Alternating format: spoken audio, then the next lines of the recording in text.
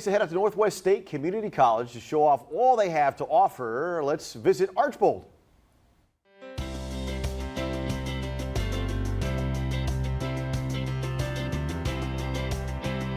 Wallet Hub just released a 2023 study of best and worst community colleges in the United States. They studied over 600 schools, and Northwest State was named ranked the #1 community college in the state of Ohio. It was based on 3 criteria.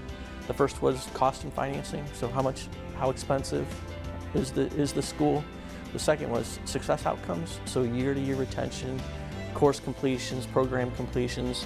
And then the third was postgraduate success. Do the students that come to Northwest State, do they get good jobs, good paying jobs, family sustaining wages, or do they transfer? And based on those 3 criteria, independent study, was not a popularity contest. We didn't fill out any forms or surveys. Northwest State was ranked #1. We were formed in 1968. In 1994, we became a community college, and that added the transfer piece. But those metrics that I named, that's not something that happens over 1 year, 3 years, 5 years. It's a long term, you have to think of the long game. And we've been highly focused on our mission at Northwest State, which is to serve by providing access to excellent, affordable education, training, and services that will improve the lives of individuals and strengthen communities.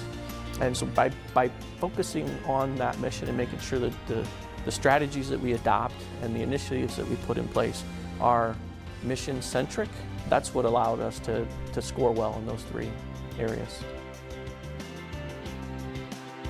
The average age of our student is about 28 years old. We're 55–56% female, the balance male, and they're all over from like full-time students that are right out of high school to adult traditional learners that are taking classes in the evening, upskilling for their current job, or they're trying to get a degree or certificate that will allow them to get into a different profession. Something unique about Northwest State is we've got 86% of our students are part-time students, which is about 20% higher than the average percentage, and that causes some challenges, right? Part-time students, they're less likely to be successful because they take longer. So instead of 2 years, 4 years, or 6 years, in that 4 or 6 year span, there's more opportunity for life to happen. Cars break down, marriages, children, all of those things that compete with our students trying to finish their education. So we've put a lot of systems in place to try and serve that part-time student population, and I would say a lot of those activities, an advising center, TRIO student support services, those all help with some of those metrics that we were talking about earlier that Wallet Hub looked at.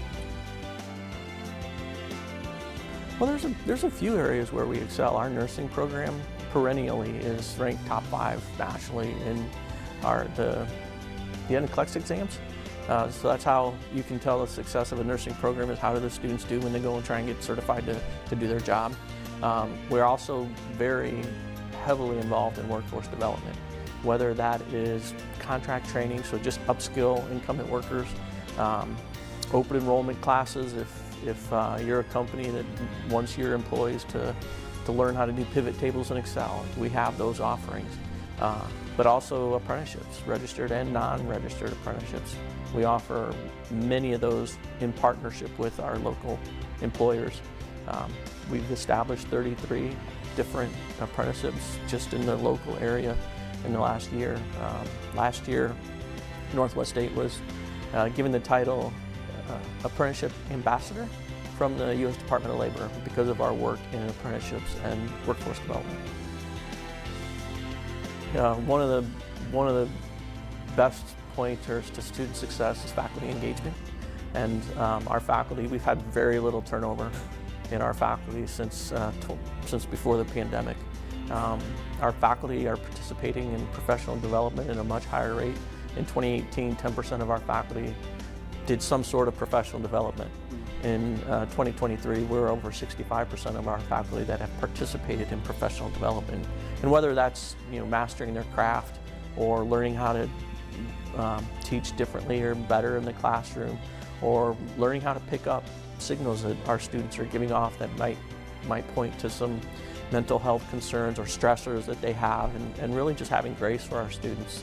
with the understanding that we've been through some changes, and each generation learns a little bit differently. So we have to continue to learn what do our students need from us in order to be successful.